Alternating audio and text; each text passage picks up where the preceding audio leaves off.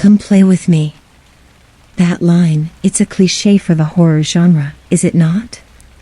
You all know what I mean, the unsettling apparition of a child, or maybe just the voice, beckoning to you. What is it about children that gives them the ability to be so damn creepy? Maybe it's the fact that, generally speaking, children are helpless and anyone with a nurturing side to their personality wants to help them and care for them. I mean, if any one of us saw a child in trouble, I'm sure we'd rush to help in whatever way we could, and in normal circumstances, if a child said, "Come play with me," someone might just pass a ball around for a minute or two, maybe play hopscotch. Children are innocent, right? Safe enough to play with a child, right? I'm telling you you're wrong. This isn't something I like to tell people. In fact, it's something only my mother and I know. But over the past few months, it's been building up inside of me, this urge to tell someone. I need to tell someone what happened, even if it was nearly 13 years ago. This isn't a story I'd consider telling people, but not because I'm afraid they'd think me crazy. I couldn't give a damn about that. I don't tell people this because it brings back some pretty painful memories for me, and even now as I'm writing this, it's hard to talk about. Anyway, I've avoided this long enough, it's time. When I was a small girl, I lived in a trailer park with my mom and dad. I was an only child, and I had a normal life, for the most part. I don't remember much. As I said, I was a small child. What I do know is that one night, my mother and father got into a big fight over dinner, which resulted in my father throwing whatever my mother had cooked outside the back door and yelling at me, kicking me across the room at one point. The man had a temper, that was no secret, but he wasn't usually like this, at least not around me. I don't blame him or hate him for any of this, and to this day I'll do anything to defend him. I love my father. However, this incident was a turning point for my mother. The next night when my father went to work, my mother told me we were going on a trip. She packed a small bag of my clothes, one of hers, and told me to grab anything else I might want. All I took was a small stuffed cat named Buttons that my father had given me for my first birthday. She called a cab and we went to a motel room for a few days. After that, she told me that we'd be moving into a new home called a shelter. She said there'd be other kids there, probably some of them around my age, and that I'd like it there. She was right about there being other kids my age, and the house was beautiful. It was huge, with a playground out back and lots of room to run around. What I remember most, though, was the staircase. I made friends quickly with all the kids there, but the one I liked talking to most was Sarah. Sarah was quiet and she always wore a dress and always stood at the top of the stairs and talked to me. She never did anything else really, and she didn't talk to anyone else.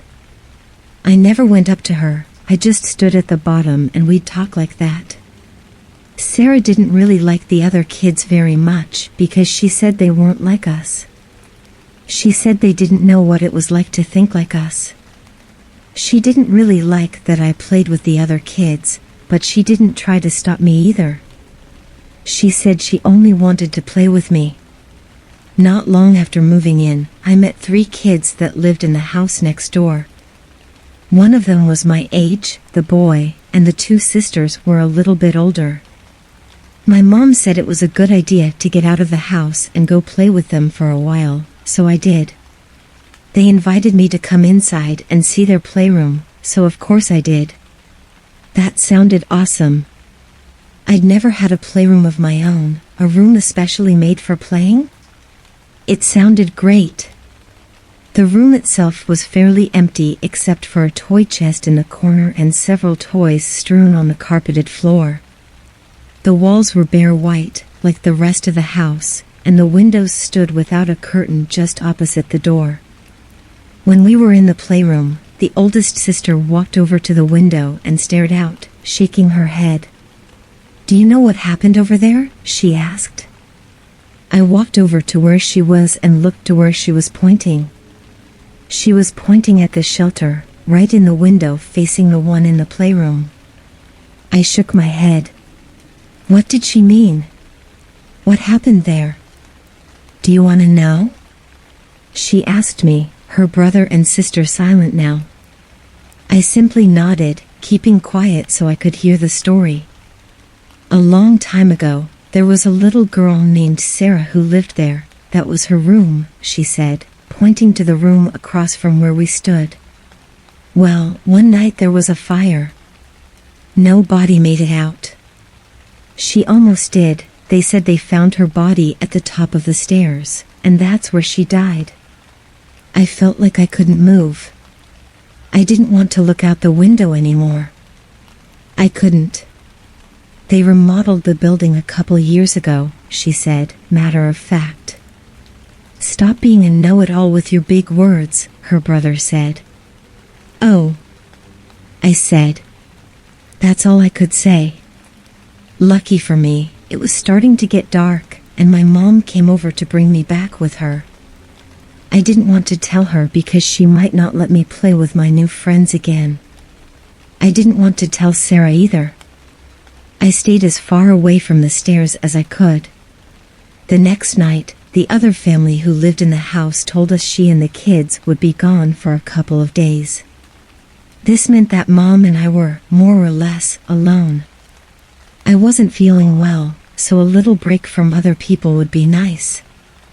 I laid down on the couch and Mom turned the TV on for me, sitting at the other end of the couch. She asked me if I wanted to go upstairs to our room. I said no. I wanted to stay downstairs. I must have fallen asleep. I can still remember that breathing was hard, my nostrils feeling crusty from running so much during the day. I woke up in the middle of the night to the fire alarm going off. Mom woke up around the same time I did and picked me up, carrying me outside. I heard sirens of fire trucks in the distance. I was pretty out of it when they got there, but I still remember what they said to my mom after they'd gone inside. They'd said we couldn't find anything out of the ordinary. I don't know why the alarm went off. How could it have been set off by just nothing? My mom said it was probably just the weather and took me back inside. I remember as she carried me back to the couch that I saw Sarah standing at the top of the stairs, watching me. I started to cry. A week later, my mom said she found a new place for us to live. She said it would be our own apartment, not like the shelter. I was relieved. I hadn't talked to Sarah since those kids told me about her, and I wouldn't go upstairs alone. I hadn't seen her since the incident with the fire alarm. However, I would hear her voice sometimes as I lay in bed at night. It was like she was calling out just to me. Come play with me. The new apartment was close to the school I'd be going to kindergarten at and, like Mom said, we had our very own place. There were 3 floors, each with 1 apartment per floor, and ours was on the very top.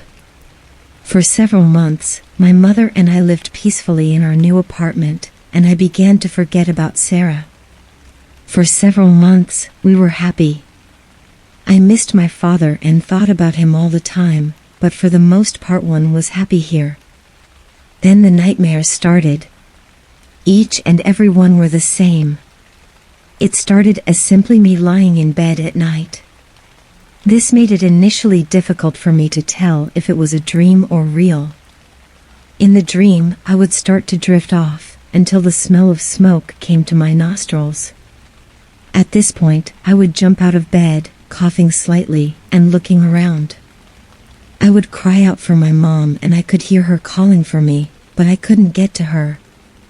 I stayed in the room for the longest time, waiting for my mom or the firemen to come save me. After a while, it became obvious that no one was coming to get me, and I was starting to get lightheaded.